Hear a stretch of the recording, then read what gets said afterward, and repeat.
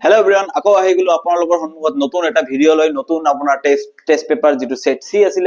I am sorry to say that মই যোৱাকালি ভিডিওটো আনিব পৰা নাই আমাৰ কিবা অসুবিধা হৈছিল তো সেই কাৰণে আমি যোৱাকালি ভিডিওটো আপলোড দিব পৰা নাই তো ভিডিওটো আমি আজি আপলোড দিব গৈছো ঠিক আছে আপোনালোকে পঢ়াশুনাটো কৰি আছে এটো মই গমে পাইছো ঠিক আছে কিন্তু বেছি দিন সময় নাই আৰু আজি কিমান তাৰিখ আজি হল আমাৰ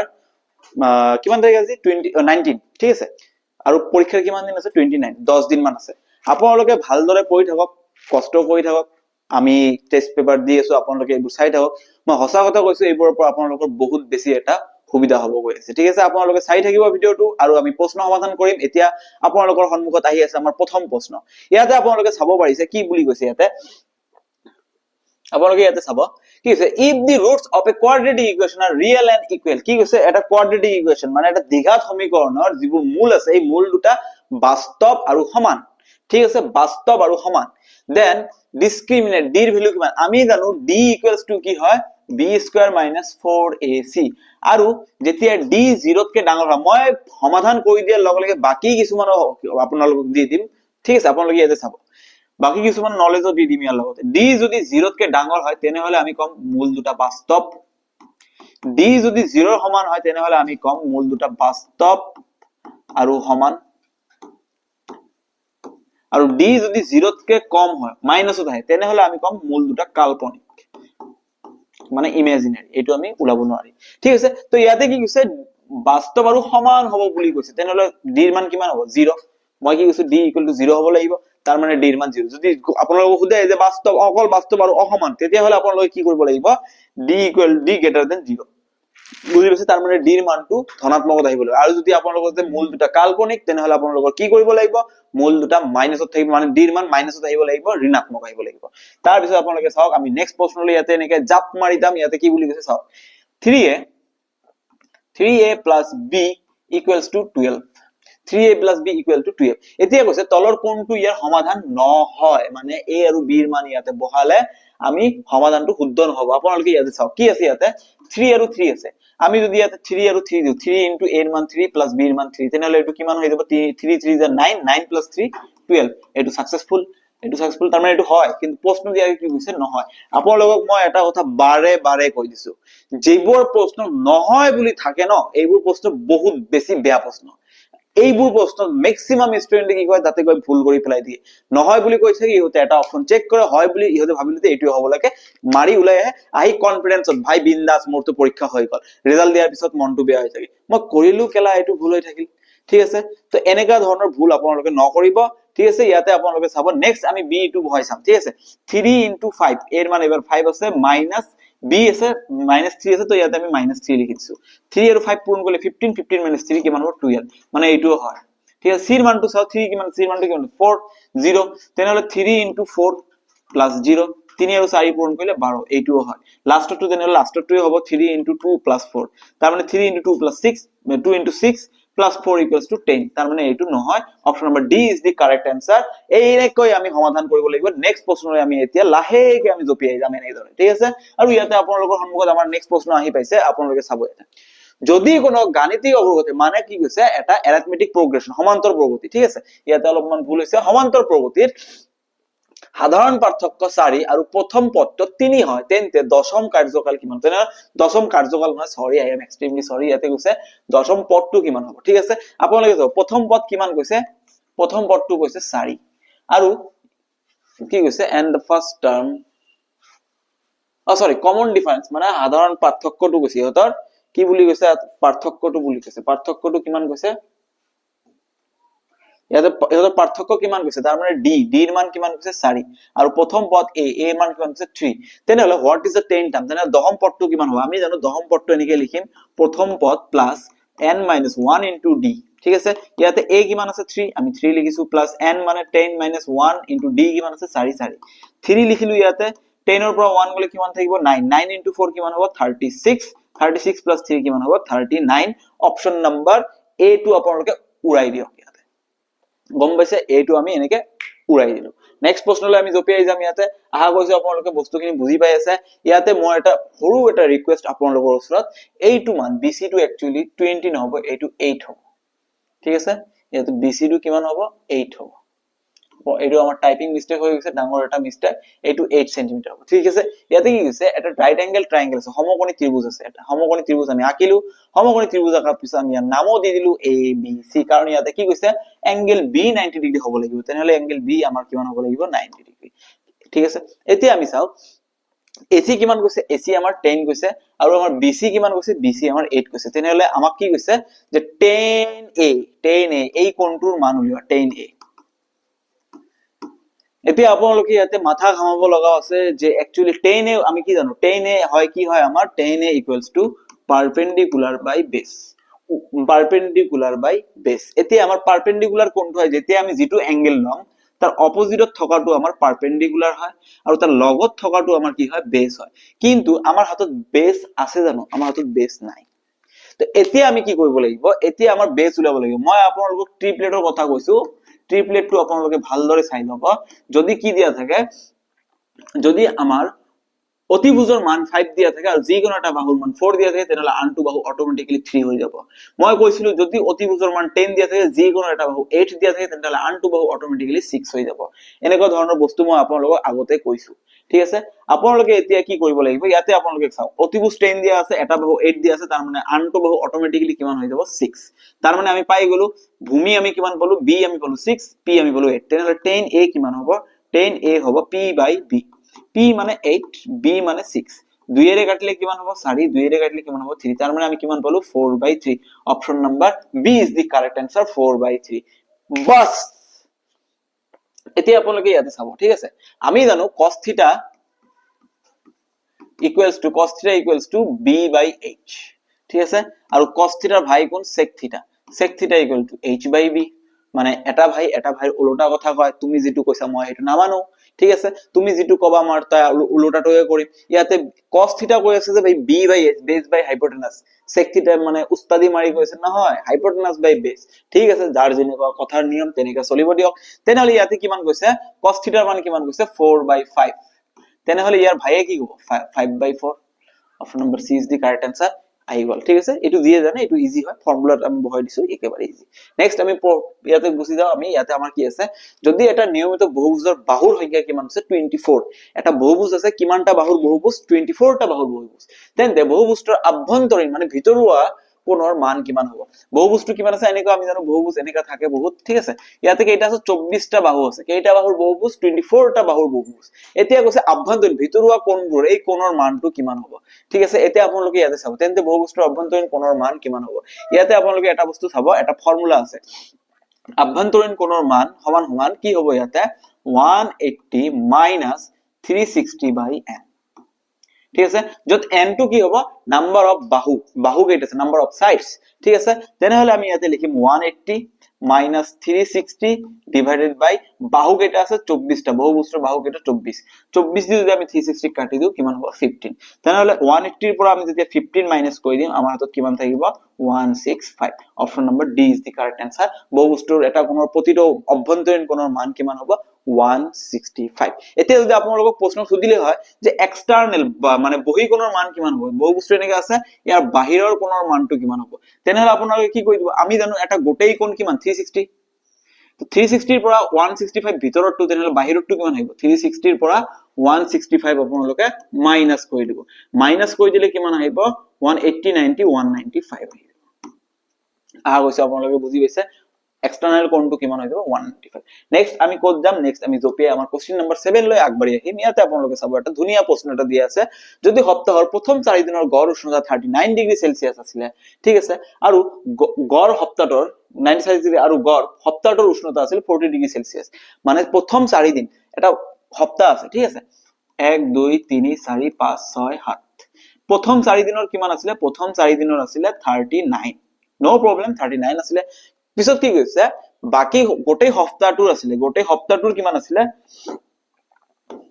আপোনালোকে ইয়াতে ভালদৰে চাব, গোটেই সপ্তাহটোৰ কিমান আছিলে এভাৰেজ, গোটেই সপ্তাহটোৰ আছিলে 40। ঠিক আছে, এতিয়া কৈছে শেষৰ 3 দিনৰ মাত্ৰা কিমান আছিলে, প্ৰথম 4 দিনৰ কিমান আছিলে 39, তাৰ মানে প্ৰথম 4 দিনৰ কিমান আছিলে আমি নাজানো, সেইটো ধৰি লৈছো আমি প্ৰথম 4 দিনৰ, প্ৰথম 4 দিন, তো এটো যোগ কৰিব লাগিব, যোগ কৰাৰ পিছত আমি 4 ৰে হৰণ কৰিলে কিমান আহিব 39। ঠিক আছে, পিছত আকৌ কিমান বাঢ়ি গৈছে 7 দিনৰ,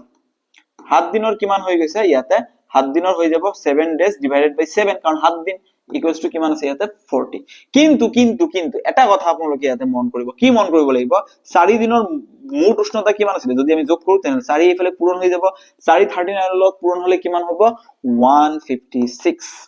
156 হৈ যাব তেনে হলে ইয়াতে আমি কি কৰো এই 7 দিনৰ ভিতৰত 4 দিন আছে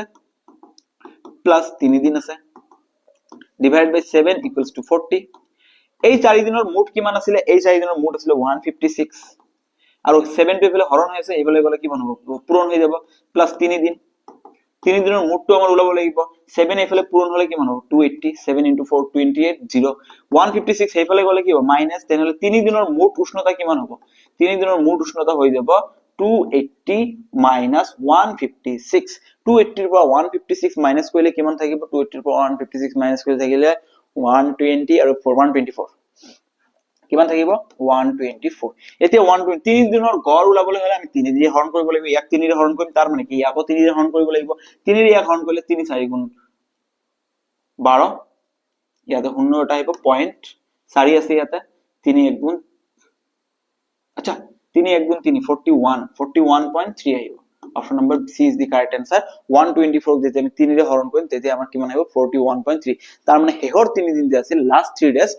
3 ডেজৰ এভাৰেজ মানে কি কয় উষ্ণতা কিমান আছিল 41.3 ডিগ্ৰী সেলসিয়াস আহা গৈছে আপোনালোকে বুজি পাইছে ইয়াতে আমি নেক্সট প্ৰশ্নলৈ গুচি যাম ইয়াতে আপোনালোকে আৰু এটা ব্লেক কামো কৰিব পাৰে কি কৰিব পাৰে আপোনালোকে ডাইৰেক্ট এটা বুদ্ধি কৰিব পাৰে কিমান উষ্ণতা ইনক্ৰিজ হৈছে আপোনালোকে চাব কিমান উষ্ণতা ইনক্ৰিজ হৈছে আপোনালোকে নিশ্চয় গম পাইছে 1 উষ্ণতা ইনক্ৰিজ হৈছে ঠিক আছে তেনেহলে আপোনালোকে ডাইৰেক্ট 7 into 40 কৰি দিব মাইনাস 7 into 40 মাইনাস আগৰ 4 দিনৰ কিমান আছিল 4 into 39 ডিভাইডেড বাই কিমান দিনৰ ওলাব গৈছে 3 দিনৰ এইটো কৰি দিলে আপোনালোকৰ ডাইৰেক্ট आंसर আহি যাব মই এইটো কৰি দিয়া নাই ঠিক আছে হেহৰ 3 দিনৰ ওলাব গৈছে তেনে 7 দিনৰ পৰা আমি 4 দিন মাইনাস কৰিলো কিমান দিন থাকিব 3 দিন 7 দিনৰ কিমান আছিল 40 3 4 দিনৰ কিমান 39 তেলে এইটো মাইনাস কৰি দিলে 3 ৰে হৰণ কৰি দিলে ডাইরেক্ট आंसर আহি যাব মই ইয়াতে জাস্ট সিস্টেম কিনি বুজাই দিছো আপোনালোকে যদি শৰ্টকাটত কৰিব বিচাৰে এনেকে শৰ্টকাটত কৰিব পাৰে নেক্সট ইয়াতে আপোনালোকে চাব ইয়াতে আমাৰ নেক্সট প্ৰশ্নটো কি আছে ইয়াতে ব্যাডমিন্টনৰ বাবে ব্যৱহাৰ হোৱা শাটল ককৰ আকাৰ হৈছে আমি জানো যেতিয়া আমি ব্যাডমিন্টন খেলু তেতিয়া ব্যাডমিন্টনৰ ককটো দেখিবলৈ এনেকা দেখা যায় ঠিক আছে তেনেহলে এইটো এটা কি হৈছে আমাৰ এইটো ওপৰটো কি ওপৰটো আপোনালোকে নিশ্চয় গম পাইছে এটা কোণ মানে শংকু আৰু তলৰটো কি অৰ্ধগোলক মানে হেমিস্ফিয়াৰ ঠিক আছে অৰ্ধগোলক তেনে অৰ্ধগোলক আৰু শংকু থাকে ইয়াতে কি আছে সিলিন্ডার চুঙ্গা না থাকে ইয়াতে কি আছে স্ফিয়ার না থাকে ইয়াতে কি সিলিন্ডার না থাকে অপশন নাম্বার এ কোণ মানে শংকু আৰু হেমিস্ফিয়াৰ মানে অৰ্ধগোলক আৰু শংকু থাকে বুজি পাইছে আপোনালোকে নেক্সট প্ৰশ্নলৈ আমি আগুৱাই যাও ইয়াতে আমাৰ নেক্সট প্ৰশ্ন আমাৰ ইয়াতে কি আছে আমি চাব পাৰিছো ইয়াতে কি কৈছে ইয়াতে এখন কাৰ্ডক 1 ৰ পৰা 100 লৈকে নম্বৰ দিয়া আছে 100টা কাৰ্ড আছে 1 2 3 4 5 6 7 8 এনেকে নম্বৰ দিয়া হৈছে ঠিক আছে এতিয়া আপোনালোকে কি কৈছে নম্বৰ দিয়া আছে এটা মৌলিক সংখ্যা পোৱাৰ সম্ভাৱনা কিমান আছে 1 ৰ পৰা 100 লৈকে আমাৰ হাতত কাৰ্ড আছে এতিয়া যদি আমি এটা কাৰ্ড এনেকে উঠাই লও তেনেহলে আমাৰ মৌলিক সংখ্যা পোৱাৰ চান্স কিমান হ'ব আমাৰ হাতত কাৰ্ড কেইটা আছে 100টা মৌলিক সংখ্যা কেইটা আছে 1 ৰ পৰা 1 ৰ ভিতৰত আপোনালোকে মনত ৰাখিব 1 ৰ পৰা 100 লৈকে মৌলিক সংখ্যা কেইটা থাকে 25টা তাৰ মানে আমাৰ চান্স কিমান 25টাৰ ভিতৰত এটা আহিব লাগিব 25 এৰ 100 কাটিলে 4 তাৰ মানে आंसर আমাৰ কিমান হৈ গল 1/4 option number C is the correct answer আহা গৈছে আপোনালোকে বুজি পাইছে 1 ৰ পৰা 100 ৰ ভিতৰত মৌলিক সংখ্যা থাকে 25টা এটো আপোনালোকে মন কৰিব আৰু এটো মানে আপোনাৰ জেনাৰেল নলেজ হিচাপে আহিব পাৰে যে 1 ৰ পৰা 100 ৰ ভিতৰত কেইটা মৌলিক সংখ্যা থাকে আপোনালোকে মনত ৰাখিব কেইটা থাকে 25টা তাৰ পিছত আমি নেক্সট প্ৰশ্নলৈ ইয়াতে জপিয়াই যাম আমাৰ নেক্সট প্ৰশ্ন ইয়াতে কি দিয়া আছে চাও আমি ইয়াতে কৈছে PQRS হৈছে এটা চক্ৰীয় চতুৰ্ভুজ মানে PQRS হৈছে এটা চক্ৰীয় চতুৰ্ভুজ ঠিক আছে এটা চক্ৰীয় চতুৰ্ভুজ মানে যি চতুৰ্ভুজ বৃত্তৰ ভিতৰত থাকে আৰু যি চতুৰ্ভুজ চাৰিওটা কোণ বৃত্তৰ ওপৰত থাকে ঠিক আছে কিন্তু ইয়াত চক্ৰীয় কিন্তু PQ হৈছে বৃত্তৰ ব্যাস তাৰ মানে এটো কি বৃত্তৰ কেন্দ্ৰ হয় বৃত্তৰ কেন্দ্ৰৰ মাজেৰে যোৱা ৰেখাটোক আমি ব্যাস বুলি কওঁ আৰু এটো কি হৈছে PQ আৰু PQRS চক্ৰীয় চতুৰ্ভুজ যেনেকৈ মন তেনেকৈ আঁকি দিব পাৰি আমি ঠিক আছে এনেকা দিছে এতিয়া ঠিক আছে এতিয়া PQ এটো হ'ব R এটো হ'ব S এতিয়া কথাটো হৈছে PQRS যদি PSR 130 হয় PSR মানে এই কোণটো কিমান হৈছে 130 তেনেহলে এঙ্গেল PQR এঙ্গেল QPR মানে এই এঙ্গেলটো ওলাব দিছে এই এঙ্গেলটো কিমান হ'ব আপোনালোকে এটা কথা ভালদৰে মনত ৰাখিব চক্ৰীয় চতুৰ্ভুজৰ বিপৰীত কোণৰ যোগফল কিমান হয় 180 ডিগ্ৰী চক্ৰীয় চতুৰ্ভুজৰ বিপৰীত কোণৰ যোগফল কিমান 180 ডিগ্ৰী চক্ৰীয় চতুৰ্ভুজৰ বিপৰীত কোণৰ যোগফল কিমান 180 ডিগ্ৰী তাৰ মানে এই কোণটো আৰু এই কোণটোৰ যোগফল কিমান হ'ব লাগে আপোনালোকে নিশ্চয় গম পাইছে 180 ডিগ্ৰী তাৰ মানে এইটো যদি 130 হয় তেনেহলে এইটো কিমান হ'ব 50 হ'ব লাগিব কাৰণ 130 + 50 এই দুটা মিলি 180 হ'ব লাগিব তেলে 130 আৰু এইটো কিমান হ'ব অটোমেটিক্যালি 50 হৈ যাব 130 আৰু 50 প্লাস কৰিলে 180 এটা কথা আমি পালো তাৰ পিছত আপোনালোকে মন কৰিব অৰ্ধগোলকত সৃষ্টি হোৱা যি কোনো কোণ অৰ্ধগোলকত সৃষ্টি হোৱা যি কোনো কোণ কেন্দ্ৰত সৃষ্টি হোৱা কোণৰ আধা তাৰ মানে কেন্দ্ৰত কিমান কোণ হৈছে 180 ডিগ্ৰী তেনেহলে কেন্দ্ৰত সৃষ্টি হোৱা কোণৰ আধা অৰ্ধগোলকত যি কোনো সৃষ্টি হোৱা কোণ 90 ডিগ্ৰী হয় তাৰ মানে আমি কেনেকৈ গম পাও এইটো কেন্দ্ৰত সৃষ্টি হোৱা কোণৰ আধা হয় যদি এইটো 180 হয় তেনেহলে এইটো কোণ কিমান হ'ব 90 ডিগ্ৰী তেনেহলে আপুনি ইয়াতে চাওক এটা ত্ৰিভুজৰ যি কোনো আছে ইয়াতে 50 আছে 90 আছে আমি জানো এটা ত্ৰিভুজ তিনিটা কোণৰ যোগফল কিমান 180 ডিগ্ৰী তেনেহলে 50 আৰু 90 প্লাস কৰিলে কিমান হ'ব 140 তো তিনিটা কোণ মিলি 180 হ'ব লাগে দুটা কোণ মিলি 140 তেনে তৃতীয় কোণটো কিমান আহিব 40 তেনেহলে আমাৰ কোণটো কিমান আহিলে 40 ডিগ্ৰী option number B is the correct answer আহা কৈছে আপোনালোকে গম পাইছে আপোনালোকে এটা কথা মন ৰাখিব বৃত্ত এটা আকাৰ পিছত কেন্দ্ৰত উৎপন্ন কৰা যি কোনো কোণ আৰু সেই মানে কি কয় এইটো বৃত্তত উৎপন্ন কৰা কোণৰ কি হয় এইটো কোণ যদি আমাৰ x হয় তেনেহলে এইটো কোণ আমাৰ কিমান হ'ব x/2 এইটো কোণৰ আধা হ'ব তেনেহলে ইয়াতে কেন্দ্ৰত এটা সৰল ৰেখা PQ এটা সৰল ৰেখা ই কিমান কোণ কৰিব 180 তেনেহলে কেন্দ্ৰত কিমান কোণ কৰিব 90 180 ৰ আধা 90 আপোনালোকে এইটো মনত ৰাখিব পৰীক্ষা যেনেকুৱা প্ৰশ্ন দিব মানে সম্ভাৱনা আছে কাৰণ এইটো ক্লাস 10 ৰ কনসেপ্ট হয় ভালদৰে মনত ৰাখিব নেক্সট প্ৰশ্নলৈ আমি ইয়াতে জপিয়াই যাও আমাৰ নেক্সট প্ৰশ্ন ইয়াতে কি দিয়া আছে ভালদৰে চাম ইয়াতে দুটা একে ধৰণৰ ত্ৰিভুজ ABC আৰু PQ আৰু দিয়া আছে ঠিক আছে ইহঁতৰ পৰিসীমা দিয়া আছে কিমান এটা ABC ৰ পৰিসীমা দিয়া আছে ABC সৰি পৰিসীমা দিয়া আছে না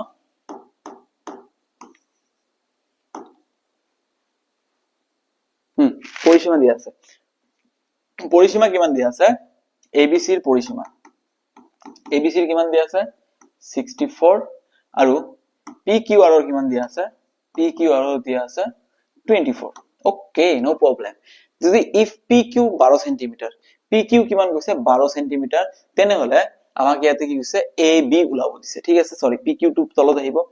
PQ টু মই তলত লিখিছো এটো তলত লিখিম ঠিক আছে PQ যদি 12 cm তেনেহলে এটো যদি 12 হয় তেনেহলে AB ৰ মান কিমান যেতিয়া আপোনালোকক কব দুটা কি কয় সদৃশ ত্ৰিভুজ ABC আৰু PQR এনেকৈ সদৃশ দিয়া থাকিব তেতিয়া আপোনালোকে এটা কথা ভালদৰে মনত ৰাখিব প্ৰথম দুটা বাহুৰ লগত মিল থাকে অনুৰূপ বাহু হয় দ্বিতীয় BC হ'ব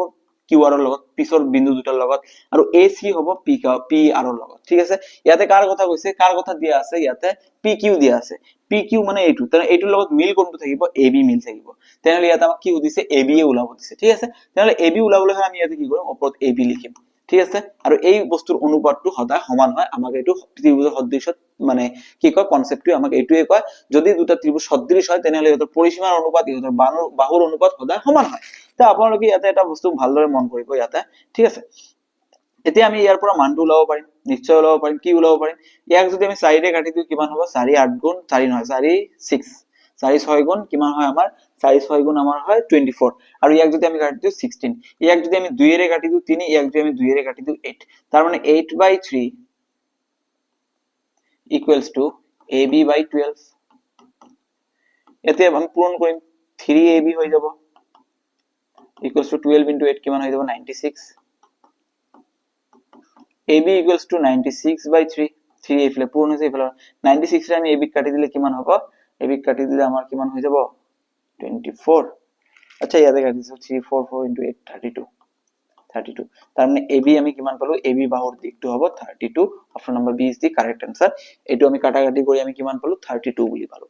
আহা গৈছে আপোনালোকে গম পাইছে নেক্সট প্ৰশ্নলৈ আমি এতিয়া লাহেকে আগুৱাই যাম ঠিক আছে আমাৰ নেক্সট প্ৰশ্নটো ইয়াতে কি আছে আপোনালোকে চাব ইয়াতে নেক্সট প্ৰশ্নটো ইয়াতে দিয়া আছে যে which of the following is the mid point of the line segment এই বিন্দু দুটা সংযোগ কৰিলে এটা বিন্দু আছে 1,3 আৰু এটা বিন্দু আছে 5,9 এই বিন্দুটো সংযোগ কৰিলে ইহঁতৰ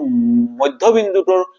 স্থানাঙ্ক কিমান হ'ব আমি জানো মধ্যবিন্দু স্থানাঙ্কৰ সূত্ৰ x1 + x2 divided by 2 আৰু y1 + y2 divided by 2 এতিয়া ইয়াতে x1 কিমান আছে এইটো প্ৰথমটো 1 x2 কিমান আছে প্ৰথমটো 5 divided by 2, y1 কিমান আছে 3 y2 কিমান আছে 9 divided by 2 তেনে 1 + 5 কিমান 6/2 6/2 মানে কিমান 3 2 এর 6 কাটলে 3 ইয়াতে হবে 3 আৰু ইয়াতে 3 + 9 কিমান আছে 12 12/2 মানে 2 এর 12 কাটলে 6 তাৰ মানে ইয়াতে কিমান থাকিব 6 3,6 আমাৰ মধ্যবিন্দুটো কিমান হৈ যাব option number C is the correct answer 3,6 আহা কৈছো আপোনালোকে ভালদৰে বুজি পাইছে মোৰ কথাখিনি নেক্সট প্ৰশ্নলৈ আমি ইয়াতে লাহেকে জপিয়াই যাওঁ আমাৰ নেক্সট প্ৰশ্ন ইয়াতে কি দিয়া আছে আমি হেতু চাব লাগিব ধুনিয়া প্ৰশ্ন মই এইটো প্ৰশ্ন জাস্ট দেখিলো মোৰ একেবাৰে ধুনিয়া প্ৰশ্ন চোৰ পুলিচ কনসেপ্টৰ হয় কেনেদৰে কৰিব লাগে আপোনালোকে চাব ইয়াতে ঠিক আছে কেনেদৰে কৰিব লাগে ইয়াতে চাব কি কৈছে 75 কিলোমিটাৰ বেগত যাত্ৰা কৰা এজন আৰক্ষীয়ে কাক খেদি আছে চোৰক খেদি আছে 1500 মিটাৰ দূৰত থকা চোৰক খেদি যাত্ৰা কৰি আছে চোৰটোৱে কিমান স্পিডত গৈছে 60 কিলোমিটাৰ প্ৰতি ঘণ্টা তাৰ মানে আমি যদি এতিয়া পুলিচটো যে চোৰটোক ধৰিব বিচাৰে তেনে অবভিয়াসলি পুলিচটো অলপ বেছি স্পিডত যাব লাগিব নিশ্চয় পুলিচটোৱে স্পিডত গৈছে পুলিচটো 75 ত গৈছে চোৰটোৱে 60 ত ভাগি আছে ঠিক আছে পুলিচজনে চোৰক ধৰিবলৈ কিমান সময় লৈছে কিমান সময় লাগিব তেনেহলে মানি লৈছো মই ইয়াতে কোন আছে পুলিচ আছে ঠিক আছে আৰু মানি লৈছো ইয়াতে কোন আছে ইয়াতে চোৰ আছে ঠিক আছে এতিয়া ইহতৰ মাজৰ গ্যাপটো কিমান বুলি কৈছে 1500 মিটাৰ কিন্তু 1500 মিটাৰক আমি কি লিখিম 1.5 কিলোমিটাৰ কাৰণ আমি কিলোমিটাৰ হিচাপ কৰি প্ৰতি কিলোমিটাৰ হিচাপ কৰা আছে তো আমি কিলোমিটাৰ হিচাপ কৰিম 1500 মিটাৰক যেতিয়া আমি কিলোমিটাৰত লম তেতিয়া আমাৰ 1.5 কিলোমিটাৰ হ'ব এটো আমি ভালদৰে জানো ঠিক আছে এতিয়া আপোনালোকে ইয়াতে চাব চোৰটোৱে কিমান স্পিডত ভাগি আছে চোৰটোৱে ভাগি আছে 60 কিলোমিটাৰ প্ৰতি ঘণ্টা আৰু পুলিচটোৱে কিমান স্পিডত ভাগি আছে পুলিচটোৱে ভাগি আছে 75 কিলোমিটাৰ প্ৰতি ঘণ্টা এতিয়া পুলিচটোৱে চোৰটোক ধৰিবলৈ হলে কিমান স্পিডত ভাগিব লাগিব আপোনালোকে এটা বস্তু মন কৰক পুলিচটোৱে চোৰতকৈ কিমান বেছি স্পিডত ভাগি আছে 15 কাৰণ চোৰটোৱে 60 গৈ আছে পুলিচটো যদি 60 যায় তেনে দুও সেম আগুৱাই থাকিব চোৰটোৱে কেতিয়াও পুলিচক ধৰিব নোৱাৰে ইহতৰ মাজৰ গ্যাপটো কিমান থাকিব সেম থাকিব ইও 60 ইও 60 কিন্তু পুলিচটো ইয়াক ধৰিবলৈ অলপ বেছি স্পিডত গৈছে কিমান বেছি 15 এই 15 দি পুলিচে এইখিনি ঠাই কভাৰ কৰিবলৈ কাৰণ চোৰটোৱে 60 ত গৈ আছে পুলিচটোও 60 ত গৈ আছে বাকি ইহতৰ মাজৰ ডিসটেন্সটো কোনে কভাৰ কৰিব পুলিচৰ এক্সট্ৰা স্পিড কিমান আছে 15 তেনেহলে আমাৰ এক্সট্ৰা স্পিড কিমান আছে 75 ৰ পৰা আমি যেতিয়া 60 মাইনাস কৰি দিম আমাৰ কিমান থাকিব 15 কিলোমিটাৰ প্ৰতি ঘণ্টা তাৰ মানে চোৰটোক ধৰিবলৈ হলে পুলিচৰ যেটো এক্সট্ৰা স্পিড আছে এই মাজৰ গ্যাপটো কোনে গ্যাপ দি দিব এটো পুলিচটোৰ এক্সট্ৰা স্পিডটো 15 কিলোমিটাৰ প্ৰতি ঘণ্টা এতিয়া আমি ইয়াৰ পৰা গম পালো 15 কিলোমিটাৰ প্ৰতি ঘণ্টাৰে কিমানখিনি ডিসটেন্স কভাৰ কৰিব লাগিব 1.5 আমি জানো সূত্ৰ টাইম সমান ডিসটেন্স দূৰত্ব ডিসটেন্স বাই স্পিড মানে দ্ৰুতি ঠিক আছে ইয়াতে ডিসটেন্স কিমান আছে পুলিচ আৰু চোৰৰ মাজৰ ডিসটেন্সটো কিমান আছে 1.5 কিলোমিটাৰ আৰু কিমান স্পিডত ভাগি আছে 15 কিলোমিটাৰ কাৰণ এক্সট্ৰা স্পিডটো দি গ্যাপখিনি কভাৰ দিব ন তো এনে কি মানে আহিব ইয়াতে 15 কিলোমিটাৰ প্ৰতি ঘণ্টা এতিয়া যদি ওপৰৰ পৰা পয়েন্টটো আমি উঠাই দিও তেনেহলে কিমান থাকিব তলত 15 আহিব ইয়াতে এটা 10 আহিব ঠিক আছে 15 আৰু 15 ক্যান্সেল ইয়াতে থাকিব 1/10 এটো আছে কিমানত ঘণ্টাক যেতিয়া আমি মিনিটত লম 1/10 এক ঘণ্টাত আমি জানো 60 মিনিট তাৰ মানে ইয়াতে 60 দি হৰণ কৰি 0 আৰু 0 কাটি দেব কিমান থাকিব অনলি 6 তাৰ মানে পুলিচটোৱে চোৰক ধৰিবলৈ কিমান সময় লাগিব 6 minute option number D is the correct answer বুজি পাইছে তাৰ মানে পুলিচটোৱে চোৰটোক 6 মিনিট পিছত ধৰিবলৈ সক্ষম হ'ব ঠিক আছে এতিয়া আপোনালোকে নেক্সট প্ৰশ্নলৈ আমি আগুৱাই যাও ইয়াতে আপোনালোকৰ বাবে নেক্সট প্ৰশ্ন কি আছে চাব ধুনিয়া প্ৰশ্ন এইটো এটা ধুনিয়া প্ৰশ্ন হয় এনেকা প্ৰশ্ন মোৰ ফেভাৰিট আপোনালোকে চাব ইয়াতে মহেশৰ আয় আৰু ব্যয় মহেশ ইনকাম কৰে আৰু খৰচ কৰে এক্সপেন্ডিচাৰ ঠিক আছে 11:10 যদি হেয়া বছৰি 9000 সঞ্চয় কৰে ই বছৰত কিমান টকা সঞ্চয় কৰে 9000 টকা সঞ্চয় কৰে তেন্তে তেওঁৰ মাহিলী আয় কিমান ঠিক আছে তেন্তে তেওঁৰ মাহিলী আয় কিমান আপোনালোকে ইয়াতে ভালদৰে চাব ঠিক আছে ইয়াতে কৈছে ইনকাম আৰু এক্সপেন্ডিচাৰ ইনকাম কৰে কিমান 11 এক্সপেন্ডিচাৰ কৰে কিমান 10 টকা ঠিক আছে মানে হে 11 টকা ইনকাম কৰিলে কিমান টকা খৰচ কৰে 10 টকা খৰচ কৰে 11 টকা ইনকাম কৰিলে কিমান টকা খৰচ কৰে 10 টকা খৰচ কৰে সেভিংস কিমান কৰিছে 1 টকা মই 11 টকা ইনকাম কৰিলো 10 টকা খৰচ কৰিলো তেনেহলে সেভিংস কিমান কৰিলো 1 টকা তেনেহলে তাৰ সেভিংস কিমান হৈ আছে সেভিংস কিমান হৈছে 1 আৰু এই 1 কাৰ সমান কৈছে এই 1 টো কৈছে 9000 ৰ সমান তাৰ মানে এই 1 টো কাৰ সমান হৈ গল 9000 ৰ সমান হৈ গল ঠিক আছে তেতিয়া 1 যদি 9000 হয় ই ইনকাম কিমান কৰে 11 ইয়াতে কিমান গৈছে আয় কথা দিছে তো আমি খৰচটো কথা উলিয়াব না যাও আমি 11 যদি 1 9000 সমান তেনে 11 কাৰ সমান হ'ব 11 সমান 9000 ইনটু 11 আপোনালোকে গম পাইছে এতিয়া 11 ৰ যদি আমি 1 দি পূৰণ কৰো কিমান হ'ব 99000 এইটো কি কৈছিলে বছৰি তেনে এইটো বছৰি ইনকাম হৈ যাব তাত বছৰত কিমান টকা ইনকাম কৰে 99000 ইনকাম কৰে তেনেহলে সি মাহত কিমান কৰে এক বছৰত যদি 99000 তেনেহলে মাহত 12 দি ডিভাইড কৰি দিব কাৰণ আমি জানো বছৰত 12টা মাহ তেনেহলে ইয়াক আমি 12 ৰে হৰণ কৰি দিম 12 ৰে হৰণ কৰি ইয়াক 3 ৰে যদি হৰণ কৰি দিও ইয়াক 4 হ'ব 3 ৰে ইয়াক হৰণ কৰি দিলে 33000 হৈ যাব 33000 তাৰ পিছত আকৌ 4 ৰে যদি আমি হৰণ কৰো ইয়াতে 4 ৰে হৰণ কৰিলে কিমান হ'ব 33000 divided by 4 4 8 গুণ 32 ইয়াতে আহিব 10 4 2 গুণ 8 ইয়াতে থাকিব 20 4 5 গুণ 20 ইয়াতে আহিব 8250 টকা ইনকাম কৰে অপচন নম্বৰ ডি তেনেহলে হি মাহিলি কিমান টকা ইনকাম কৰি আছে 8250 rupees কিছুমানে আছে এইটো ভাবিব যে কিন্তু একচুয়ালি নাই আপুনি চাব ইয়াতে হি বছৰি 9000 জমা কৰে বছৰত 9000 টকা জমা কৰে তেনেহলে আমাৰ মাহৰ ওলাব লাগে আৰু বছৰৰ পৰা যেতিয়া আমি মাহত ওলাব যাম তেতিয়া 12 ৰে হৰণ কৰিব লাগে কাৰণ আমি জানো এক বছৰত 12 মাহ নেক্সট প্ৰশ্ন আজিৰ কাৰণে আমাৰ ইয়াতে লাষ্ট প্ৰশ্ন ইয়াতে আমি চাও কি হৈছে ইয়াতে এটা সংখ্যাৰ 55% আৰু সেই একে সংখ্যাটোৰ 14% ৰ মাজত পাৰ্থক্য কিমান 8610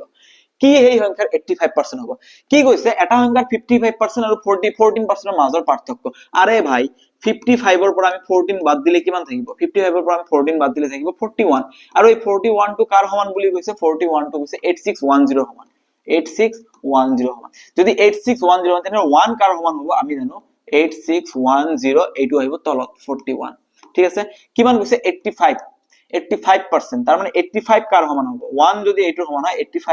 8610 divided by 41 into ইয়াতে কিমান আহিব 85 এতিয়া কথাটো হল 41 দি যেতিয়া আমি 8610 হৰণ কৰিম তেতিয়া আমাৰ কি হ'ব ডাঙৰ এটা মান আহি যাব ইয়াতে চাই লও আমি 41 দিয়া হৰণ কৰিলে কিমান হ'ব 8610 divided by ইয়াতে হ'ব 41 ঠিক আছে 42 কৰিলে কিমান হ'ব 82 6 ৰ পৰা 2 গলে ইয়াতে থাকিব 41 1 হৈ যাব ইয়াতে আহিব 0 210 তাৰ মানে এইটো কাটলে কিমান হ'ব 210 85 into 21 কিমান হৈ যাব 85 into 21 কিমান হৈ যাব আমাৰ ইয়াতে 850 5 10 18 18 or 8 16 17 ইয়াতে এটা এক্সট্ৰা 0 হৈ যাব 17850 option number C is the correct answer কিমান আহিব এটো 85 ৰে 21 ক পূৰণ কৰিলে কিমান আহি যাব 17850 আপোনালোকে বুজি পাইছে তেনেহলে সংখ্যাটোৰ 85% কিমান হৈ আছে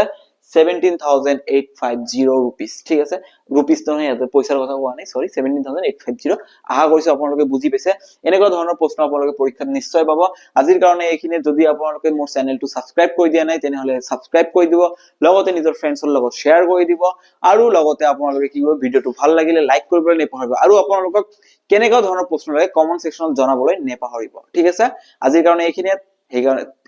আজি আমি আজৰি লৈছো এইখিনিলৈকে বাই বাই গুড নাইট